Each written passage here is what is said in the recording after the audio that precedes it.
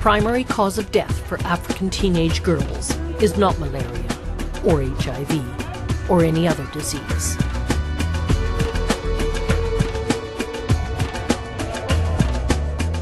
It's pregnancy, and every year there are over 2 million unintended pregnancies amongst teenage girls in sub-Saharan Africa, 5 times the number in Europe.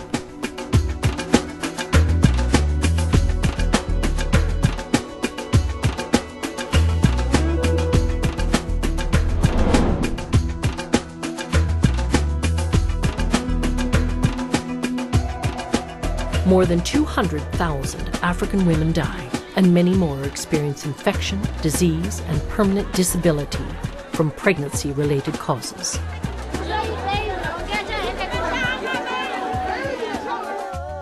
Most of these deaths are avoidable. Aside from the health consequences, teenage pregnancy results in the abandonment of school, lost career opportunities, and the stranglehold of poverty. Sharon is 18 years old and lives in Kenya. I have 2 children. First one is 2 years old, the second one is 8 months old. Sharon became pregnant when she was 15 years old, but she didn't know how she became pregnant. No, I didn't know. She was still going to school every day, but when she realized what was happening to her body, she decided to tell no one, and she split up with her boyfriend. Yes, I told him that I don't want him now, and we left each other until I gave birth. And then he came to me and convinced me that he will take care of the child, so we should just continue to be friends, to be lovers. So I agreed again, and he gave me the other one also. I conceived again. My mother told me not to love the person. I should leave him because I'm still in school. Since I conceived again, and I told him that I don't want him. Many young girls drop out of education permanently following pregnancy, but Sharon did go back to school, where she was able to join the educational program, The World Starts With Me. Sharon, what did you see? The World Starts With Me is a computer-based sex education program developed by Rutgers, WPF. It has been introduced here in Kenya and also in neighboring Uganda.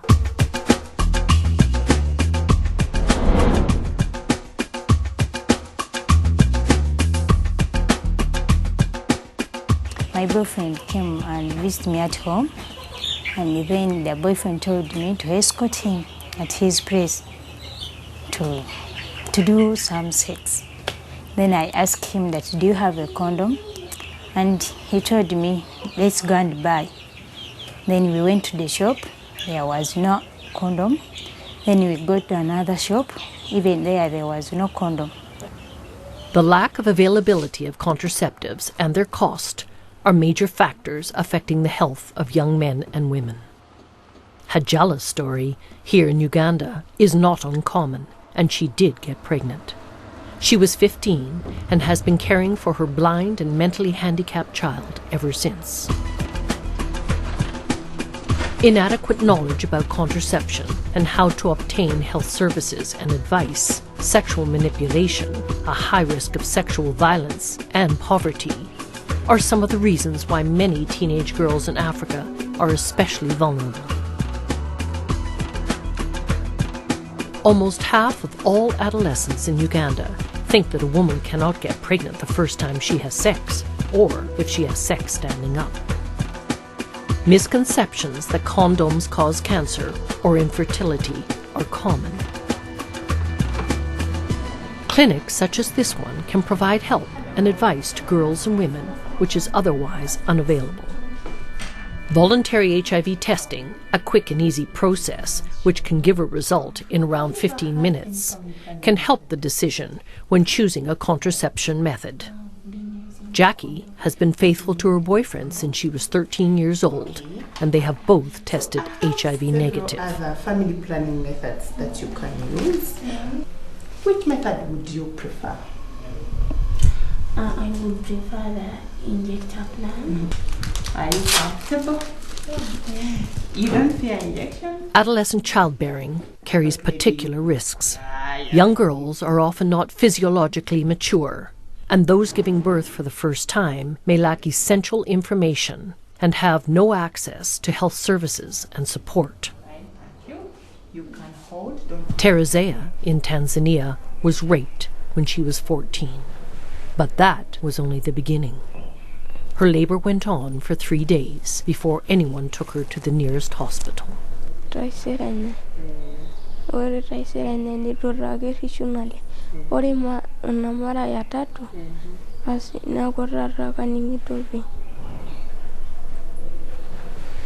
Umekuja kusema asubuhi. Hajasema si saa hiyo. Kwa maana bado mtoto hajafa. Soon, Teresa noticed the unmistakable symptoms of fistula. Ulibabu ni ya operation. Asinepo ndaranja ngulaga po pemera breki. A fistula occurs when there is a hole between the vagina and the bladder, or the vagina and the rectal passage, or both. Physically immature girls are particularly prone to this condition following a prolonged labor. Often, neither the mother nor the child survives. The lucky ones, like Teresa, manage to get to a hospital where they can be surgically cured. There is another risk facing girls and young women in many parts of Africa: circumcision, or female genital mutilation, FGM. FGM involves the cutting away of the clitoris and parts of the labia. It has no medical benefits and many dangers. I was circumcised because of the pressure from my friends. And my husband told me to be circumcised. He had a lot of pressure because he was advised by some elder men that that lady of yours is going to just produce girls until the end.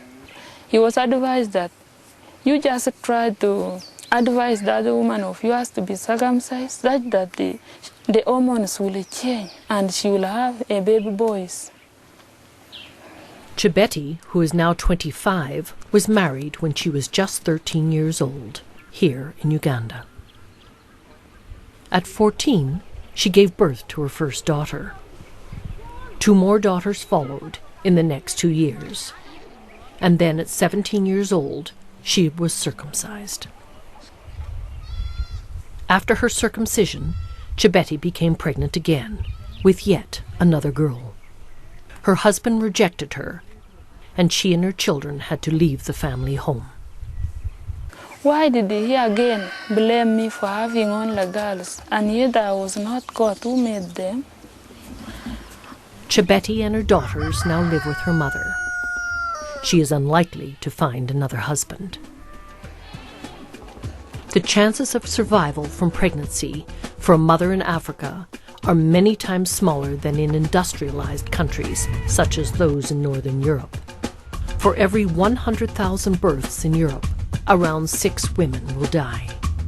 In countries in sub-Saharan Africa, up to 2,000 will die. Education and the availability of contraceptives will do a great deal to ensure the survival of these women and the future of their communities.